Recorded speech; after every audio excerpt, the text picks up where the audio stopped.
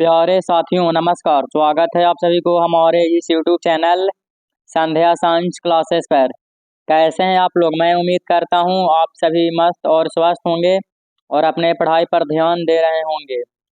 तो आज की इस वीडियो में हम लोग 12th बिहार बोर्ड फाइनल परीक्षा 2024 एग्जाम के लिए हम लोग क्लास 12th का केमिस्ट्री, ठीक है, केमिस्ट्री यानी रसायन विज्ञान का सब्जेक्टिव प्रश्न करेंगे। ठीक है, टॉप 10 प्रश्न है जो कि आपके एग्जाम की दृष्टि से काफी इंपॉर्टेंट है, क्वेश्चन बैंक से लिया गया है, बहुत ही इंपॉर्टेंट प्रश्न है। इसीलिए आप 10 प्रश्न बता रहे हैं। 10 प्रश्न को आप 100% कंप्लीट याद कर लीजिएगा। ठीक है, तो चलिए आगे बढ़ते हैं। Class 12th chemistry VVI subjective question answer 2024 exam के लिए। ठीक है, सब्जेक्टिव प्रश्न है, ऑब्जेक्टिव हम लोग बहुत कर लिए हैं। ठीक है, तो सब्जेक्टिव पर भी थोड़ा सा फोकस कर लेते हैं। तो चलिए, ये रहा है आप सभी का पहला नंबर प्रश्न। पहला नंबर प्रश्न क्या कर रहा है? निम्नलिखित में प्रमुख अयस्कों के नाम सूत्र सहित लिखे। ठीक है, निम्नलिखित में जो जो प्रमुख अयस्क दिया गया है उसका नाम और सूत्र सहित लिखना है। ठीक है, 2012, 2013, 2015, 2016, 2017, 2013, 15, 16। ठीक है, मैंने काफी टाइम से प्रश्न पूछा जा चुका है। ठीक है, तो क्या है? तो पहला में एल्युमिनियम दे रहा है, एल्युमिनियम यानी कि एल यानी कि क्या हो गया? तो एल्युमिनियम। दूसरा में दे रहे हैं आयरन यानी कि लोहा, Fe। ठीक है, तो चलिए इस प्रश्न का उत्तर देख लेते हैं क्या हो जाएगा राइट आंसर। तो उत्तर हो जाएगा मेरे भाई बहन लोग धातु का अयस्क। ठीक है, तो पहला में क्या था? एल्युमिनियम। तो एल्युमिनियम का ए लिख लिया। तो एल्युमिनियम में क्या क्या आता है? तो बॉक्साइट है, कैलिनाइट है। दूसरा में क्या हो जाएगा? कैलिनाइट। फिर तीसरा में क्या होगा? क्रायोलाइट हो जाएगा। ठीक है, क्रायोलाइट। और सूत्र भी लिखने के लिए कहा रहा था। ठीक है, तो यहाँ पे बॉक्साइड का सूत्र दिया गया है Al2O3 2H2O, राइट आंसर हो जाएगा। ठीक है, इस बॉक्साइड का सूत्र हो जाएगा।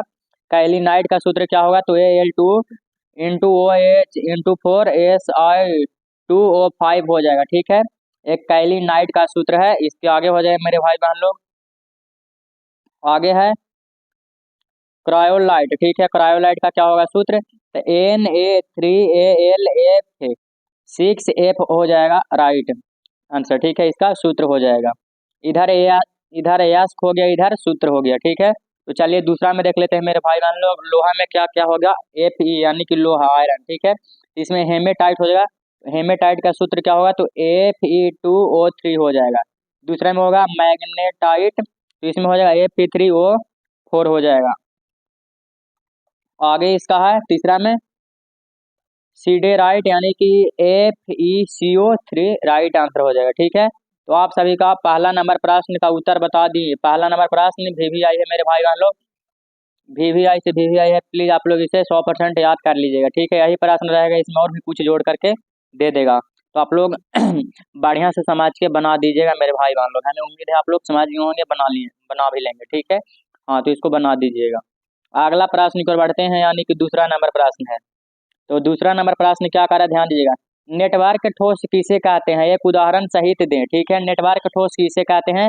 उदाहरण सहित इसका डिफिनेशन को बताइए। उत्तर हो जाएगा नेटवर्क ठोस एक पदार्थ है जो सहसंयोजक बंधित परमाणुओं को दोहराता है। क्या करता है? तो सहसंयोजक पर बंधित परमाणुओं को क्या करता है? तो दोहराता है। नेटवर्क सॉलिड को सहसंयोजक नेटवर्क सॉलिड के रूप में भी जाना जाता है। ठीक है, क्या रूप में जाना जाता है? तो नेटवर्क सॉलिड के रूप में भी जाना जाता है। इसका आगे हो जाएगा परमाणुओं को व्यवस्थित करने के तरीके के कारण एक नेटवर्क ठोस को एक प्रकार का, ठीक है, एक प्रकार का क्या? तो माइक्रो मोलोक्यूलर माना जाता है। ठीक है, इसके आगे क्या हो जाएगा मेरे भाई बहन लोग? आगे ध्यान दीजिएगा।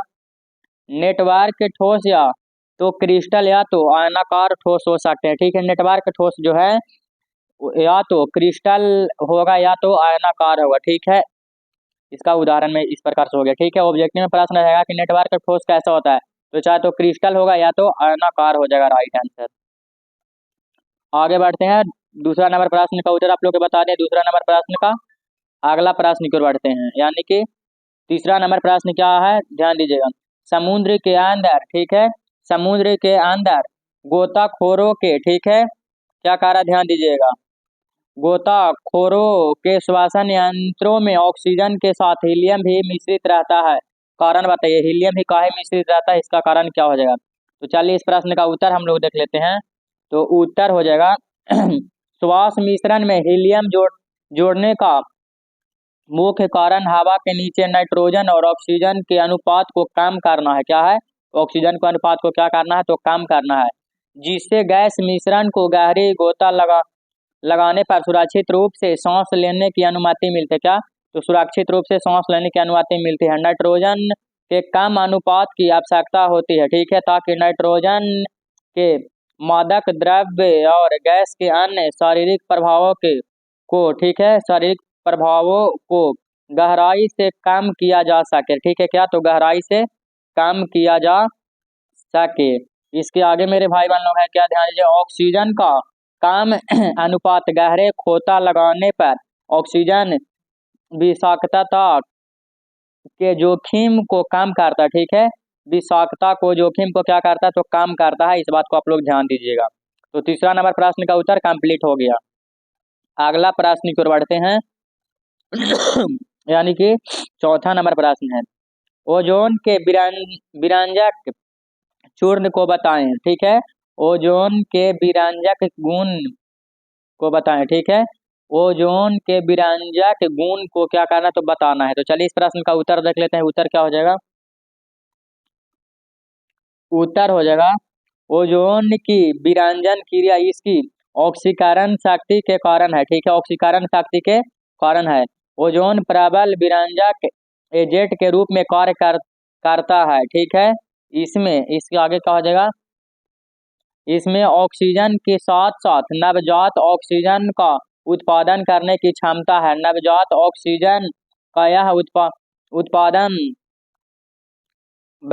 वास्तव में, ठीक है, वास्तव में विरंजन क्रिया का कारण बनता है। ठीक है, क्योंकि यह अस्थायी आधार पर रंग को ब्लीच करता है। क्या, तो रंग को ब्लीच करता है। आप लोग का चौथा नंबर प्रश्न का भी उत्तर बता दिए। अगला प्रश्न की ओर बढ़ते हैं, यानी कि पांचवा नंबर प्रश्न क्या करा, ध्यान दीजिएगा, आदर्श और अनादर्श घोल क्या है। तो चलिए इसका उत्तर देख के बता दे रहे हैं, ध्यान दीजिएगा। आदर्श घोल के बारे में पहले जानते हैं। तो आदर्श घोल क्या है, तो आदर्श विलयन वह है जो रावल के नियम का पालन करता है। ठीक है, रावल के नियम का क्या करता है, तो पालन करता है। रावल के नियम के अनुसार वाष्पशील द्रव्यों के विलयन में प्रत्येक अवयव का आंशिक की दाब उस अवयव के मोल प्रभाज का सीधा अनुपाती होता है। क्या, तो सीधा अनुपाती होता है। ठीक है, आदर्श घोल के बारे में हम लोग समझ लिए। आगे इसके आगे है अनादर्श घोल, इसके बारे में भी जान लीजिए। तो वे विलयन जो आदर्श आचरण से विचलन प्रदर्शित करते हैं, अनादर्श विलयन कहलाते हैं। तो आप लोग का पांचवा नंबर प्रश्न का भी उत्तर करवा दिए मेरे भाई बहन लोग। आप लोग 100% याद कर लीजिएगा, अपना तरीका से भी लिख सकते हैं आंसर। ठीक है, इसमें कुछ और भी ऐड करके या इसमें कुछ कट भी कर सकते हैं, या पहले से जो जानते हैं वही ठीक है। ठीक है, प्रश्न को सिर्फ समझ लीजिए कि इम्पोर्टेंट है। समप्रसारी घोल किसे कहते हैं। ठीक है, तो चलिए इस प्रश्न का उत्तर देख लेते हैं। उत्तर हो जाएगा, समप्रसारी विलयन वे हैं जिनके प्रसारणी दाब एक ही ताप पर समान होते हैं। क्या, तो समान यानी के बराबर होते हैं। यदि ऐसे दो विलयनों को किसी अर्ध पारगम्य झिल्ली द्वारा एक दूसरे से पृथक कर दिया जाए तो उनमें प्रसारण की क्रिया क्या होगी, तो नहीं होगी। प्रसारण की क्रिया क्या होगी, तो नहीं होगी। तो आप सभी का छठा नंबर प्रश्न का भी उत्तर कंप्लीट करा दिए। अगला प्रश्न की ओर बढ़ते हैं, सातवां नंबर प्रश्न। सातवां नंबर प्रश्न क्या कर रहा है, एल्कोहल का क्वथनांक संगत एल्केन की अपेक्षा अधिक होता है, व्याख्या करें। ठीक है, अधिक होता है क्यों, इसका व्याख्या करने के लिए बता रहा है। ठीक है, तो चलिए इसका उत्तर जान लेते हैं। उत्तर हो जाएगा अल्कोहल का क्वथनांक इसके संगत एल्केन से अधिक होता है। ठीक है, इसके संगत एल्केन से अधिक होता है, क्योंकि एल्कोहल में ऑक्सीजन की उच्च विद्युत ऋणात्मकता के कारण अंतर आणविक हाइड्रोजन बंध मौजूद होता है। क्या, तो हाइड्रोजन बंध मौजूद होता है। अतः एल्कोहलों में इस हाइड्रोजन अबंध को तोड़ने के लिए अधिक मात्रा में ऊर्जा की, ठीक है, क्या है, आगे देख लीजिए, ऊर्जा की आवश्यकता होती है। क्या होती है, तो ऊर्जा की आवश्यकता होती है, इसीलिए उनके क्वथनांक उच्च होते हैं। ठीक है, इसीलिए उनके क्वथनांक क्या होते हैं, तो उच्च होते हैं। अगला प्रश्न यानी कि आठवां नंबर, कैनिजारो अभिक्रिया क्या है? कैनिजारो अभिक्रिया क्या है? क्वेश्चन बैंक में देख लीजिएगा, ये सारा प्रश्न आपको पूछा गया है। ठीक है, तो इसका उत्तर होगा फॉर्मोलि फॉर्मोलिहाइड सांद्र 60% कॉस्टिक सोडा के विलयन के साथ अभिक्रिया कर सोडियम फॉर्मेट और मेथिल एल्कोहल बनता है। ठीक है, तो मेथिल एल्कोहल बनता है। इस अभिक्रिया में फॉर्मोलिहाइड के 2 अनुभाग लेते हैं। कितने अनुभाग लेते हैं? तो 2 अनुभाग लेते हैं। ठीक है, जिनमें से एक अणु का ऑक्सीकरण और दूसरे का अवकरण होता है। ठीक है, इसे कैनिजारो अभिक्रिया कहते हैं। ठीक है, इसी को क्या कहते हैं? तो कैनिजारो अभिक्रिया कहते हैं। 8वां नंबर प्रश्न का भी उत्तर कंप्लीट करा देंगे। अगला प्रश्न की ओर बढ़ते हैं, यानी कि 9वां नंबर प्रश्न है, जो कि इंपॉर्टेंट प्रश्न है, ध्यान दीजिएगा। हाइलोजन परिवार के कौन कौन सदस्य हैं?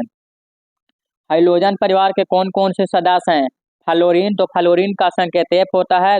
आगे हो जाएगा क्लोरीन, तो क्लोरीन का संकेत Cl होता है। ब्रोमीन यानी कि Br, आयोडीन यानी कि I, और एस्टेटिन यानी कि At। ये तत्व धातुओं इस संयोग कर लवण बनाते हैं। क्या कहते हैं? तो लवण बनाते हैं। आता है, ये हाइलोजन भी कहलाते हैं। क्या कहलाते हैं? तो ये हाइलोजन भी कहलाते हैं।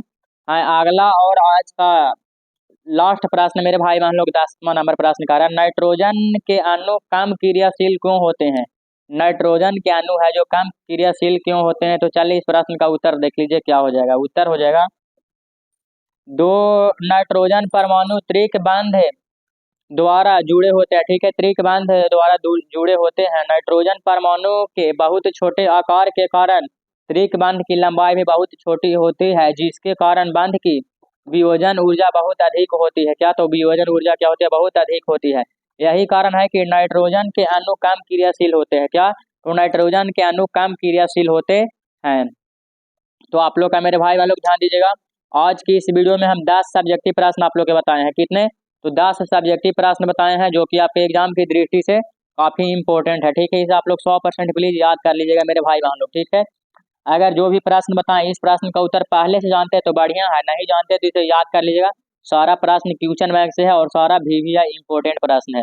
ठीक है, इस प्रश्न में जितना भी बताया गया है सभी इंपॉर्टेंट है। इसमें आप अलग से भी कुछ ऐड करके लिख सकते हैं, या जो समझे हम जो बताएं समझाए उसी में से सिर्फ लिख सकते हैं। ठीक है, आंसर आप चेंज कर सकते हैं। प्रश्न वही है लेकिन आंसर आप इसका चेंज भी कर सकते हैं, इसमें कोई दिक्कत वाली बात नहीं है।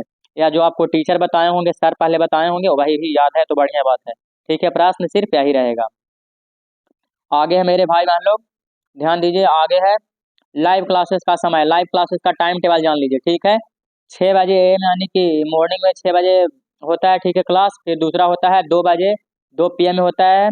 तीसरा 6 PM में होता है। ठीक है, कभी कल आप लोग का रिकॉर्डेड वीडियो मिलेगा, जैसे ही रिकॉर्ड वीडियो है। ठीक है, जैसा कि आप लोग जान रहे हैं कि रिकॉर्ड वीडियो है, कभी कल मिलता है। ठीक है, सप्ताह में 1 आध बार। ठीक है, हाँ, नहीं तो आप लोग का हमेशा लाइव क्लास होता है। क्या होता है? तो लाइव क्लास होता है।